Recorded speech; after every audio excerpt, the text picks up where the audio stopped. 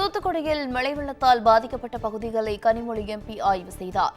கனமழையினால் தூத்துக்குடி மாவட்டத்தின் பல்வேறு பகுதிகளும் வெள்ளத்தால் சூழப்பட்டுள்ளது. சூசை பாண்டியாபுரம் ஊராட்சியில் தொடர் கனமழையால் வெள்ள நீரால் பாதிக்கப்பட்ட பகுதிகளை கனிமொழி எம்பி பார்வையிட்டார். அப்போது வெள்ள நீரை வெளியேற்றும் பணியை துரிதப்படுத்த அதிகாரிகளுக்கு அறிவுரை வழங்கினார். அவருடன் ஆட்சியர் இளம்பகவத், அமைச்சர் அனிதா ராதாகிருஷ்ணன் உள்பட பலரும் கலந்து கொண்டனர். 3 நாளா வெளியே வரணும். 3 நாளா சுற்றி தண்ணி தான். எல்லாத்துக்கும் சாப்பாடுக்கு வெளியே நேரத்து தான் அண்ணாச்சி வந்து எல்லாம் பண்ணி விட்டு போனாங்க. பார்த்து அதெல்லாம் கிளியராக பார்த்துக்கிட்டோம். நேற்று சொன்னது அம்மாட்ட சொல்லிட்டேன். அதனால இதில் நகாயை கூப்பிட்டு இதில் பாலத்தை கொஞ்சம் பெருசாக போடணும். மேட்டை இருந்துட்டு நம்ம ரோட்டை அருகே தோண்டி வந்தால் இங்கே தண்ணி பூரா எதிர்ப்பு அமுட்டோடி உள்ள தண்ணிலாம் வரும். நம்ம இதில் பாலம் போட்டாலும் இந்த ஊர் தண்ணி ஒன்றும் வர்றது பிரச்சனை கிடையாது. பால் பண்ணகிட்ட இருந்து எங்கள் பருவத்தில் இருந்து வரும்.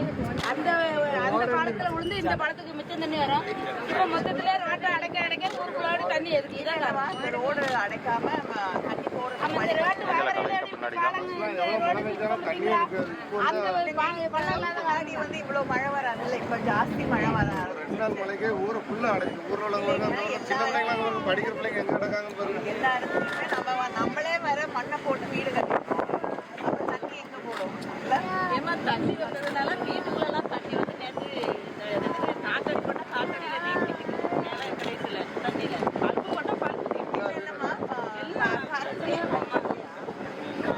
கட் பண்ணிட்டாங்க காலையில் கொஞ்சம் போட்டதுனால அவ்வளோ தீப்பிடிச்சு டப்பு கிடைக்கும். நேற்று நைட்டு இந்த அண்ணாச்சி வந்து தான் எல்லாம் ஓரளவு கரெக்டாக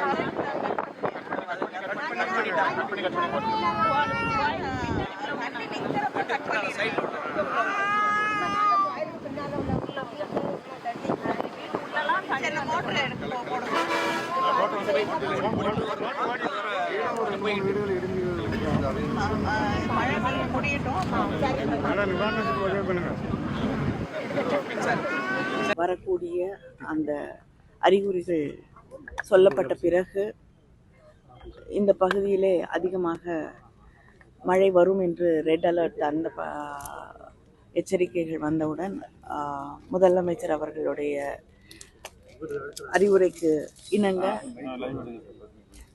இங்கே இருக்கக்கூடிய அதிகாரிகள், அமைச்சர்கள், சட்டமன்ற உறுப்பினர்கள் எல்லோரும் முன்னெச்சரிக்கை நடவடிக்கைகளை எடுத்து இன்று மிகப்பெரிய பாதிப்புகள் எந்த அளவுக்கும் இல்லாதபடி நடவடிக்கைகள் எடுக்கப்பட்டிருக்கு.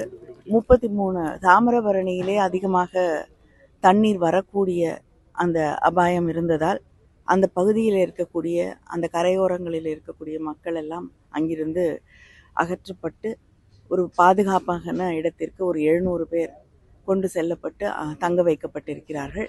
ஏறத்தாழ 33 பாதுகாக்கப்பட்ட இடங்களிலே மக்கள் தங்க வைக்கப்பட்டிருக்கிறார்கள். 1585 பேர் இந்த ரிலீஃப் ஷெல்டர்ஸில் மாத்திரம் இன்னைக்கு இருக்காங்க. அவங்களுக்கு போதிய வசதிகள், உணவு எல்லாம் ஏற்பாடு செய்து அளிக்கப்பட்டு கொண்டிருக்கிறது.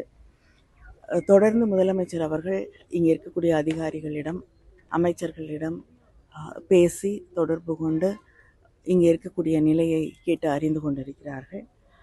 முதல்ல இப்பொழுது மருதூர் செக் டேம்லேருந்து வரக்கூடிய தண்ணீர் தாமிரபரணியில் வந்து கொண்டிருந்த தண்ணீர் மிக அதிகமாக இருந்தது. இப்பொழுது அது 20,000 அடியாக கியூசெக்ஸாக குறைந்திருக்கிறது. அதே போல் ஸ்ரீவைகுண்டம் அணையிலிருந்து வந்து கொண்டிருந்த தண்ணீரும் இப்போ வந்து 30,000 கியூசெக்ஸாக குறைந்திருக்கிறது. அதுபோல் கோரம்பள்ளம் டேங்கில் தண்ணி அதிகமாக வரக்கூடிய நிலை ஏற்பட்டதும் அது ஒரு பாதுகாப்பான அளவோடு நிறுத்தப்பட்டு அங்கிருந்து கிட்டத்தட்ட 19,000 கியூசெக்ஸ் தண்ணீர் திறந்து விடப்பட்டு கோரம்பள்ளம் டேங்க் வந்து உடையாமல் பாதுகாக்கப்பட்டு மக்கள் எந்த பாதிப்பும் இல்லாமல் பாதுகாக்கப்பட்டிருக்கிறார்கள். மற்ற இடங்களிலே மிகப்பெரிய பாதிப்புகள் எதுவும் இல்லை என்று சொல்லக்கூடிய அளவிலே இந்த மழையை எதிர்கொண்டிருக்கிறது.